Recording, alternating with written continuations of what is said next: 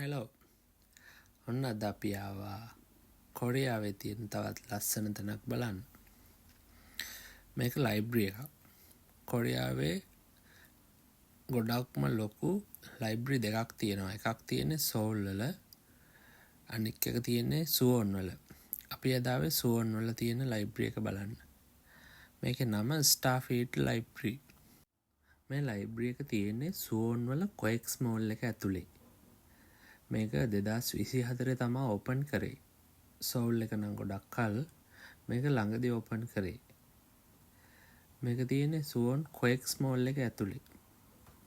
මෙතන පොත් ගොඩක්ම තියෙනවා. හැබැයි මෙතනට එන ගොඩක් අය එන්නේ පොත් කියවන්නවත් බලන්නවත් නෙවෙයි. මෙතන තියෙන ලස්සනට ඒ ලස්සන බලලා මෙතන ෆොටෝස් ගහලා වීඩියෝස් අරගෙන ඒ වගේ දේවල් කරන තමයි ගොඩක් අය එන්නේ. පොත් කියවන්නත් ගොඩක් අය එනවා ඉතින්. බලන්නකො මෙතන ලස්සන කොහොමද කියලා.